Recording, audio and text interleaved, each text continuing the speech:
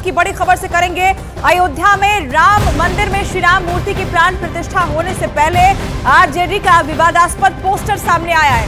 Poster में मंदिर को मानसिक गुलामी का प्रतीक बताया गया है। ये पोस्टर आरजेडी ने बिहार की राजधानी पटना में लगाया है। पोस्टर में सनातन और हिंदू देवी देवताओं पर विवादित बयान देने वाले आरजेडी विधायक फतेह बहादुर सिंह की तस्वीर भी लगी हुई है। ये पोस्टर सावित्रीबाई फुले की जयंती समारोह को लेकर लालू राबड़ी के आवास के बाहर लगाई गई है।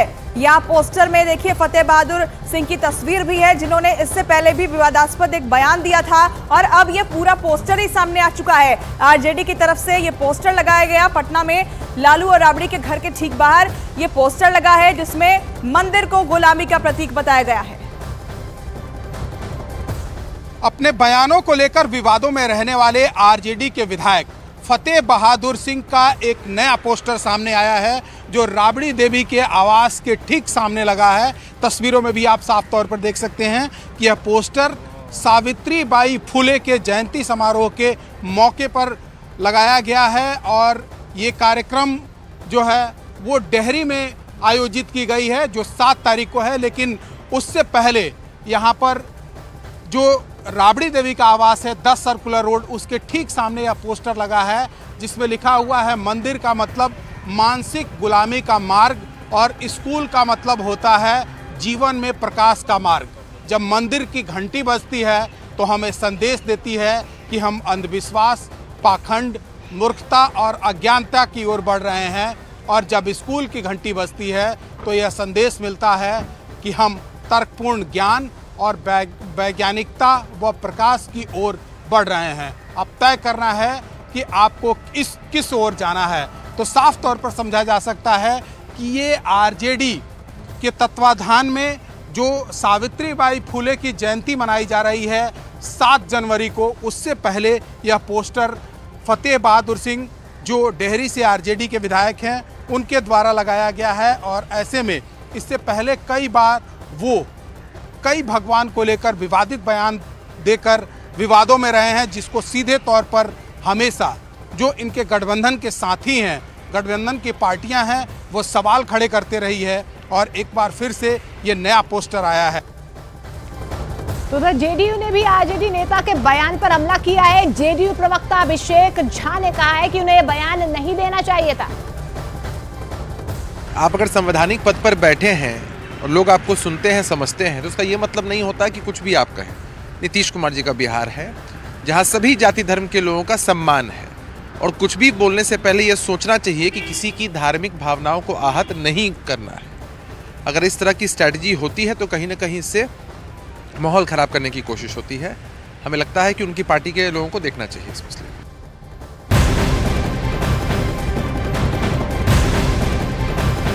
एक तरफ अयोध्या में बन रहे भव्य राम मंदिर के उद्घाटन में कुछ ही दिन का समय बाकी है। दूसरी ओर विपक्ष के नेता लगातार हिंदू विरोधी बयान दे रहे हैं। पहले समाजवादी पार्टी के नेता स्वामी प्रसाद मौर्य ने हिंदू धर्म पर विवादास्पद बयान दिया। उसके बाद कांग्रेस नेता सैम पित्रोदा ने, और अब आरजेडी विधायक फतेह बहादुर सिंह ने ब्रह्मा जी और मां सरस्वती पर विवादास्पद बयान देकर राजनीतिक पारे को और बढ़ा दिया है। आरजेडी विधायक की तरफ से विवादास्पद बयान दिया गया है। मां सरस्वती और ब्रह्मा जी को लेकर यह बयान उनकी तरफ से जारी किया गया।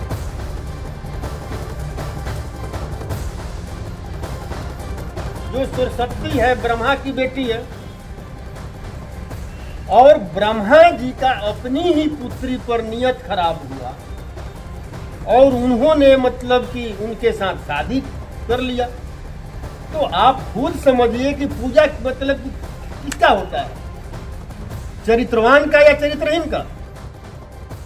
तो आरजेडी विधायक फतेह बहादुर सिंह के विवादास्पद बयान पर बीजेपी हमलावर हो गई है। केंद्र के नेताओं से लेकर बिहार बीजेपी के नेताओं ने इस पर जोरदार हमला बोला है। जितने लोग हिंदू धर्म पर कटाक्ष करते हैं, चाहे आरजेडी के मंत्री हों, चाहे विधायक हों, चाहे उत्तर प्रदेश के हों, चाहे स्टालिन हों, किसी में हिम्मत नहीं है। सब कायर हैं। हिम्मत है तो कभी कुरान पर कुछ बोल के देखें, कुछ मोहम्मद साहब पर बोल के देखें, तब इनको पता चलेगा। बताए ना कि गठबंधन वाले गाली देने वाले प्रवक्ता रखे हुए हैं और देख नहीं रहे हैं।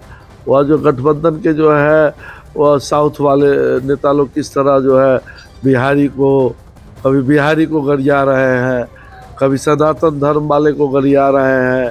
क्या मतलब है? ये लोगों को जनता से कोई मतलब है? सनातन के संतानों को अपमानित कर करके तुष्टीकरण की राजनीति से सत्ता प्राप्त करना चाहते हैं और यही मानसिकता इनकी विदाई के लिए सबसे बड़ा कारण बनेगा।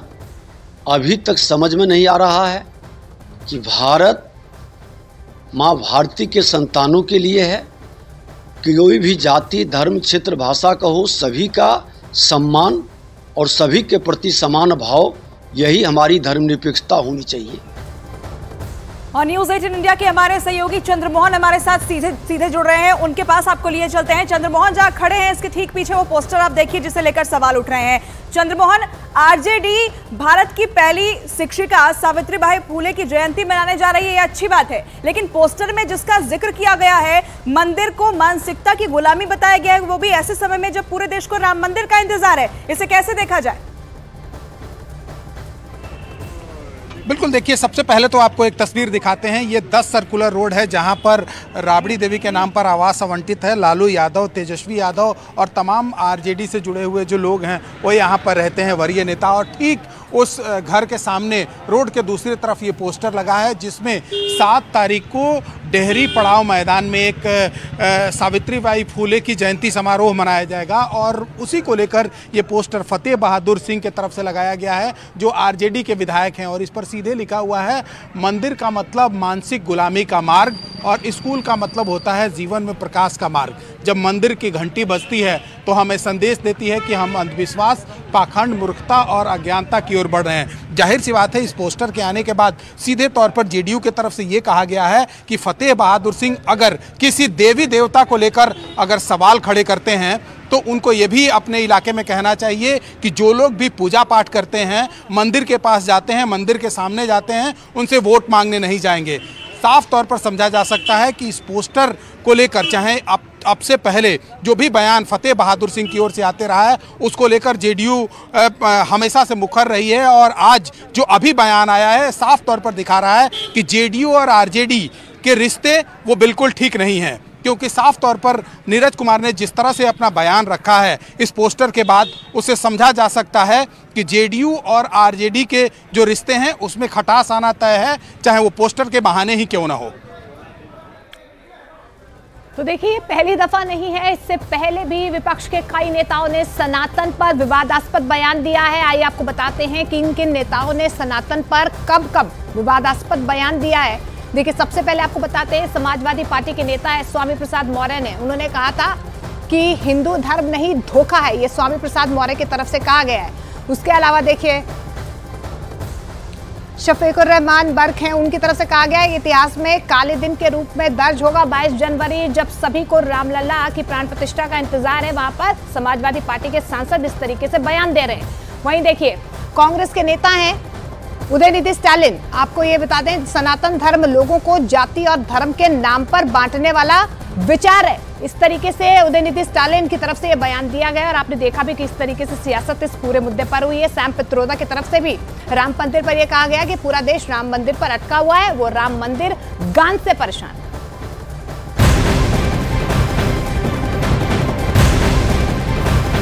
नए साल 2024 का आज पहला दिन है और अयोध्या में रामलला की प्राण प्रतिष्ठा में अब सिर्फ 21 दिन बाकी है। 22 जनवरी को अयोध्या में भव्य श्री राम मंदिर का उद्घाटन होगा और पूरे देश ही नहीं बल्कि दुनिया इस पल का इंतजार कर रही है। जैसे जैसे दिन नजदीक आ रहे हैं, अब ये समझिए कि इस मामले में सियासत भी तेज होती जा रही है। अयोध्या में राम मंदिर निर्माण पर कांग्रेस ने फिर से विवादास्पद बयान दिया है। कांग्रेस नेता उदित राज ने कहा कि 500 साल बाद एक बार फिर मनुवाद की वापसी होने जा रही है। वहीं कांग्रेस के ही नेता और कर्नाटक के कैबिनेट मंत्री डी सुधाकर ने तो राम मंदिर की तुलना पुलवामा हमले से कर दी है। ये 2 तस्वीरें आप देखिए, यहाँ किस तरीके से जैसे जैसे प्राण प्रतिष्ठा की तारीख नजदीक आती जा रही है वैसे वैसे सियासी पारा भी हाई होता जा रहा है। वो कोई भी दल का नेता हो, यहाँ पर धर्म को लेकर, सनातन को लेकर टिप्पणी करने से वो पीछे नहीं हट रहे हैं और यहाँ बीजेपी की तरफ से इसे लेकर पलटवार भी हो रहा है।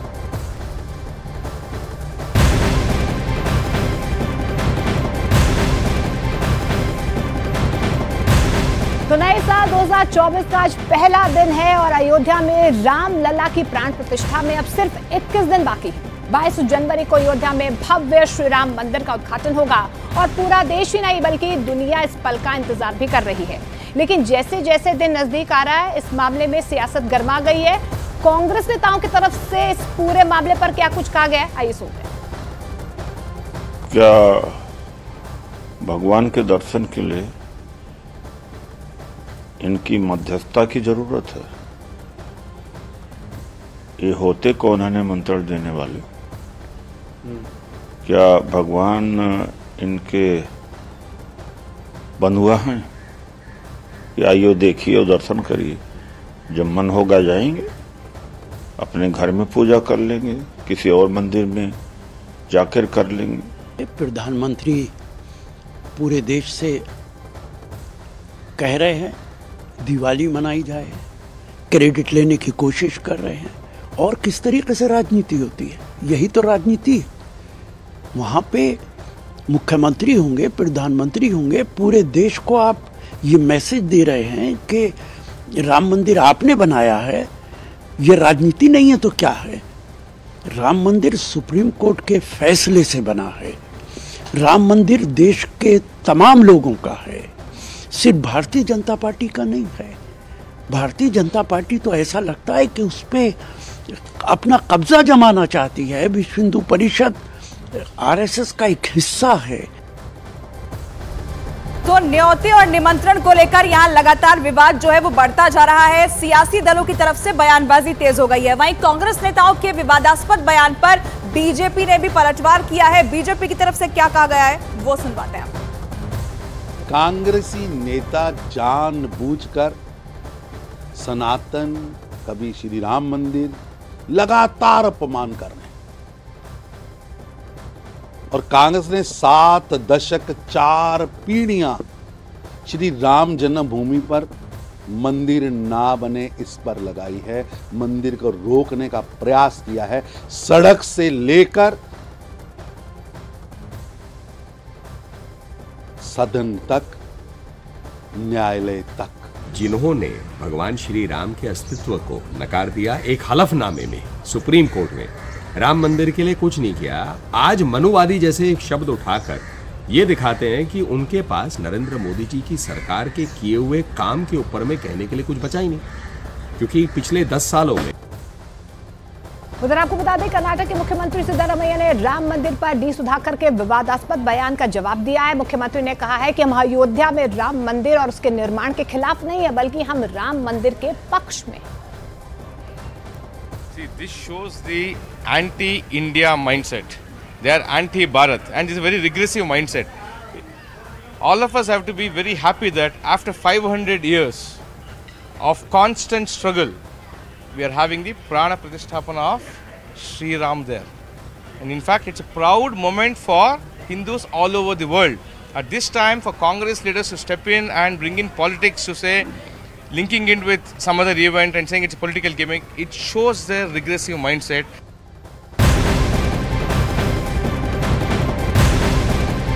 तो बीजेपी की प्रतिक्रिया आपने सुनी और वहीं कर्नाटक के मुख्यमंत्री सिद्धारमैया ने राम मंदिर पर डी सुधाकर के विवादास्पद बयान का जवाब दे दिया है और मुख्यमंत्री ने कहा कि हम अयोध्या में राम मंदिर और उसके निर्माण के खिलाफ नहीं है, बल्कि हम राम मंदिर के पक्ष में हैं। तो सिद्धारमैया की तरफ से कहा गया कि राम मंदिर के विरोधी हम नहीं हैं, हम अयोध्या में राम मंदिर जो बन रहा है उसका स्वागत करते हैं, राम मंदिर का समर्थन करते हैं। और डी सुधाकर की तरफ से जो बयान दिया गया उसका उन्होंने खंडन किया है कि इस तरह की राय उनकी नहीं है। तो बड़ी खबर आपको बता रहे हैं, हम अयोध्या में राम मंदिर के विरोधी नहीं हैं। सिद्धारमैया ने इस पर यह बयान दिया है। डी सुधाकर का जो बयान सामने आया उसके बाद सिद्धारमैया ने कहा, उनकी तरफ से सफाई पेश की गई कि राम मंदिर के विरोधी हम नहीं हैं, हमें खुशी है कि राम मंदिर का निर्माण हो रहा है।